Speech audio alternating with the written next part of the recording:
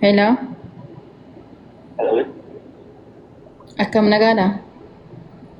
Agartas. Nagaa irrafte? Ikizambi. Dhiifama guddaa sa'aatii kana sitti dawwaluu kiyyaaf na of galchi. Aisha. Eshi, ani kanan si dawwalaa jiru qophii jaalalaatirraayi. Miidiyaan keenya sa'a 24 waan hojjetuuf sa'aatii kana sitti dawwalee dhiifama guddaa naaf godhe jalqaba. Aisha. Gaaffii xiqqoo si gaafadha ayyamamaadha? Gaaffii yoo baay'ee baates.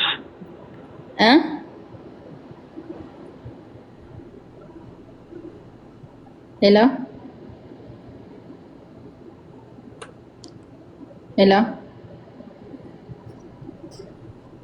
Maaki, na laaluu dhufinnaa tarii miidiyaarra? Maaki? Dhufu lobbo wallahi birrii waggaa sadiin dalageen nyaatee jira. Biroo ki jala jira beektaa? Dhufu miidiyaa baay'een fayyadamu. Miti kun.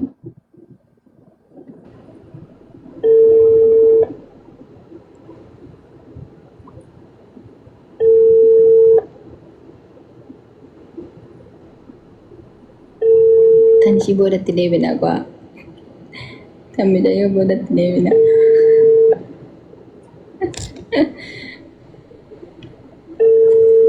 Hinkaas wallahi innaa tunannaa ganaa goonaaf kaa'e warree hoggamee kana nyaateette qaldanyaa. Deebina.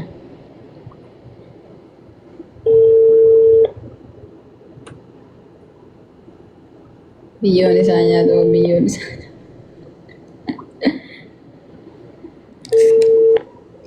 Hinkaas ammasitti hin deebisa gaafa ta'e. Barbaadu dhugaa rabbi jaalla jennaa achumaan sa'u jedhe. Miidiyaa waan jiran itti fakkaate. As jira. Maa keessa jira? Lakki lubbu baay'ee fayyadamu dhufee jiraatiin jee malee fayyadamu baay'ee miidiyaa.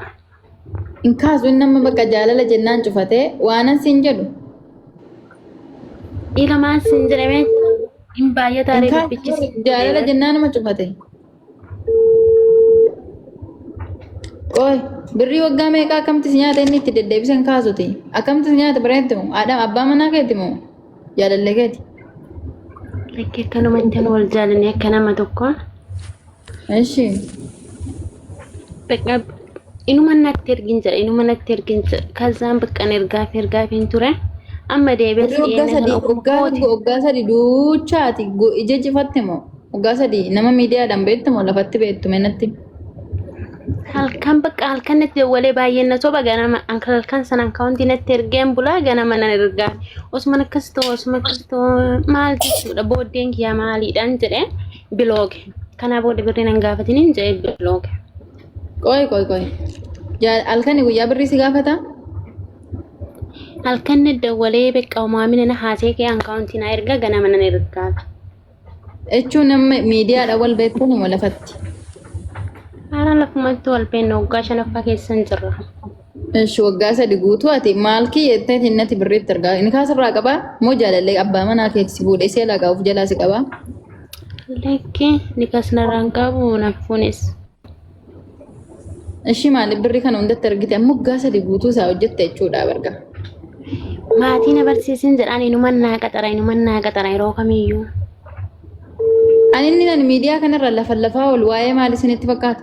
Jaarsi maatisaa sin barsiisnee sin jaalatu isinitti meen beekuun viidiyoo isin waraabaan ooluun inni hin jedhu qoy. Diqqoon jedhan jedhe yeroo kamiyyuu diqqoon jedhe si barsiisa rakkoo hin qabu maaliif sarartaa haala si barsiisi bakka an deebi'ee ofuma kiyyaa booddeen koo maaliidha jireenya kanarraa abdii na murachiisuun deeman jedhee bilooge. Amma qormaata kanan darbaan kufaan allaalan jedheetumaan. Ishee amma inni bilbilan kaasu waa'ee jaalalaa gadi fuunannaa harkaa cufee amma maa irratti wal loltanii adda baatarree? Si bilooke? Zimmiman jedheen bilooke lakkeen asuma bileeke. Zimmiman jedheen akkamitti birrii kana hunda nyaachistee callistee irraa haftaati hin maraatte moo sammuun qabduu qaalitti? Sorry dhiifama namni waggaa sadi guutuu birrii irratti ergee bilookii godhe biraa deema. Maaliif cuftaama birrii kee deeffattutti gurra'ee tan biraa deema zanaatti mataasaa irra dhaabbatte. Yeroo hunda waanuma sanatti haasaa kaa yeroo guutuu uma birrii natti haasaa bir. Amma dhaggeeffadhu waan asi gorsu yoo na dhageesse akka obboleettii takkatti. Amma maal goota itti deebii haasofsiisi. Inni birrii isaatiif jecha si haasofsiisa. Okay? Itti deebiitiin naga'uma akka duraanii haasofsiisa. Sana booda birrii kee birriin erginiif amma booda birrii kee ergatti qabadhuuti. Amma biyya galtutti sossobeetuma haasofsiisi. Arabannaa kennuu didee minaamana bakka cinqii itti hawwaju gaanni birrii sittaase. Okay? Yani arabannaa kennuu deeyotti dhaanteerraa tumachee maraba keessa jirraati. Cinqii itti hawwaji. Gaafa inni birrii siin jedhu. Amma sanatti sossobii amma biyya galtutti of harkaan ga'e. Gaafa biyya galtee. Dura baratti waan ta'eef ishiin baay'ee wayna quuxessa. yaa ishiin jedhu Baay'ee wayna quuxessa wallahi na quuxessa akka ajaa'ibaa kanatti. Riisiitii ni qabda miti? Nan qabeeyyan. Maarri isaan gaafachuu hin dandeessa gaafa biyya galte. Wayne seena waggaa sadii nyaatee bilbilan kaasu jaalallee maqaa jaalalaa kaasu lama. Itoophiyaa seera maaltii keessumatti irraa fuudhee fedhan. Bakka inni jiru ni beektaa? Itoophiyaan jira ijoollee. Naannoo Itoophiyaa kan jiru bakka inni jiru biyya inni jiru yaani lakkoofsa isaatiin lookeeshina isaatiin naqanii bakka inni jirutti qalchiisudha kan wallaahi. Biyyuman jira biyyuma keessa jira inni Itoophiyaa. Ati moo inni? Inni Ansuudiin jira. Isa beekaa? Qoy seenaa. Laki maatiin akkan dubbisu nan beekaa garuu akkan birrii isaaf laatu hin beekani. Inni naannoo keetti moo karaa biraatti inni? Ollaadha. Dobbii fi lawri darbe. Shawaa ijoollee ambootinni. Maqaan isaa eenyu? Maqaan isaa eenyu Abdii? Abdii.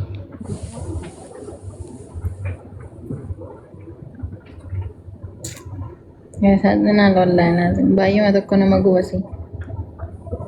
Amma gaafa diyyaatiin rafte qoricha si nyaachisee micayyuu maal taateeti? Qoricha si nyaachisuun oolu wallahi na aman waasitti godhe. Baay'ee takkaan na sossoba halkan guutuu kana. Birriitti argaa namni kaarraa hin qabne nama abbaa manaan ta'an. Halkan guutuu rafuu bara isaa 8-9 na wajjin naasee bakka uumamina natti taasee akkaawuntii natti ergateen bulaa ganamatti nan ergaa. Bakka inni ofii kootiin booddeen Eega waan si jaalate fakkaatee sa'aatii sii kenna biizii birrii isaatiif jecha biizii godha halkanii guyyaa nama si jaalate sitti fakkaatee sa'aatii sii kenna.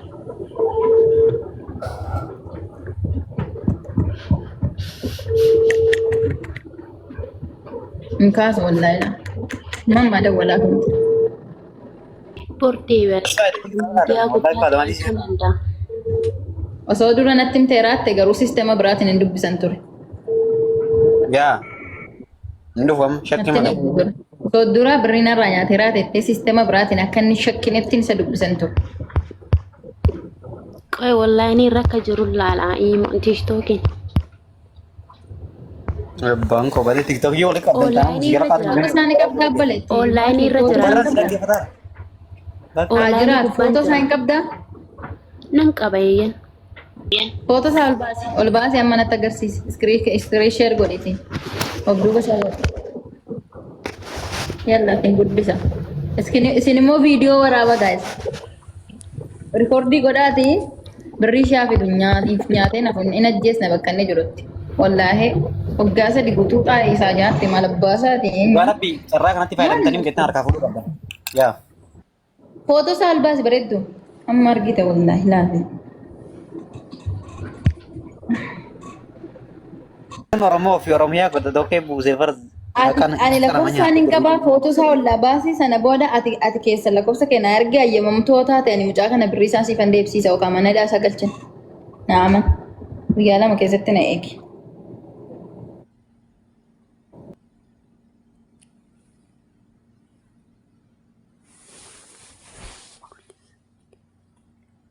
Janajjanaa bula ganama birrii irraa fudhachuudhaaf jecha maal taate? Wayi shamara. Ani guyyaarrani viidiyoo waraaba nama maatii kee sin barsiisne nama maatii kee har'a booru iftaanis si barsiisa sin jedhu birrii ittiin ergite. Ittiin haasa'e yeroo kan kenni guyyaa waanuma jaalalaa kana sirriitti haasa'aa oola faaraa na gootanii akkanumatti goomataan na naanna'ee wajjin. Immoojii bochaan fayyadaminaa filis akkaawuntiin haala cufsiistan. Immoojii bochaa dhaabaa. Nama birrii irraa qabdan jedha nama birrii ergisin hin jedheedha ana bira kotta wallaahi. dhiira dayyuusa wallahi dhiira dhalaa birrii dhalaa teessee nyaattu uummata feekii. Gudiin jira qabsoon jaalala sobaan deemamaa ture aga ammaattis ittuma cimaa jira jechuudhaan guyyaarraa gara guyyaatti wanta haaraa dhagaa oolaa bulla jechuudha. Akkam jirtu hordoftoota koo nagaa keessa miti. Guyyaa kaleessaa jechuudha obboleettii keenya seenaan namoota qormaata jaalala gootu irratti mucayyoo kana jechuudha.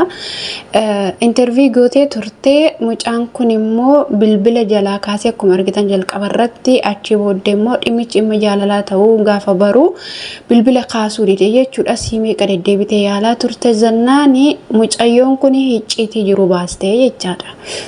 Nama waggaa 3 qarshii ko nyaachaa turedha jettee ergasiitii baafte jechuudha. Ani akkan suura irraa hubadhutti jaruma qaama wal arganii waliin turaniiranidha jedhee yaada. Maaliif jennaan suura isaa qabda as baasee miidiyaa irratti baaseen hojjechiisa bakka inni jirutti immoo aqeen qalchiisa nama itti bichisiisatte seenaan immoo jechuudha. Nama ajaa'ibaa garuu haa ta'u iyyuu malee jecha ishee kanattis ani hin gammadu garuu akkaataa suura mucaa ishee kana argutti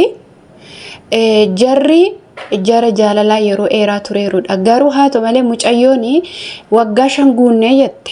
Garuu erganni qarshii narraa nyaachuu qabee waggaa 3 jette. Waggaa 3 kana keessatti maaliif birrii kana hunda irra ergitannaan na kadhachaa bulaa ganamaa galgalaa. Ganamaa yeroo ka'u galgala akkaawuntii narratti ergaa buleeti ganama ka'een ergaa fi jette. Sinigalee maaliif immoo naan hinuma na sossobataa jette. Har'a booru sossobatan taane dhiirri akkasii ji'aan gaafa shamarran damooza isaanii fudhatan beekame ture yeroo sana halkan guutuu janaa bulee waan hin jirre as geessisee akka wal fuudhanii akka waliin jiraatanii akka jaalallee ishee ta'e hundatti fata buleeti. Umaratti immoo akkaawuntiitti ergatee bulaachaadha. Garuu birriin itti ergitu kuni wanta ija godhaturra otoo oolatee mucayyoon iyyuu jibbitee bilookiin gootochuudha. Namoonni akkasii nama biraa fi akkan isaan qarshiisaa sana galii godhan. Maaliif jennaan otoo kana binnaa sana binnaa jedheeti wanta tokko gumaachee qaamaan agarsiisa ta'e namni kuni isheen iyyuu jibbitee ofirraa bilookiin gootochuudha. Amma isheen sossobatee na harkaa fudhataa jette. Akkas jechuun ofiisaa kan itti fayyadamu jechaadha. Deemsa keessa irratti naqee naagamennaan bilookii godhee jette. Malee namichi iiseeyyuu miti. Waan ajaa'ibaati. Namoota akkas sobanii amalaan sinjala galanii jireenya keessanii gogsan irraa of eeggadhaa isiniin jenna asumaatiin jechuudha. Qabsoon ammas ittuma fufaa. Somni hafaa ugaan jabaachaa akka deemu jabaadha.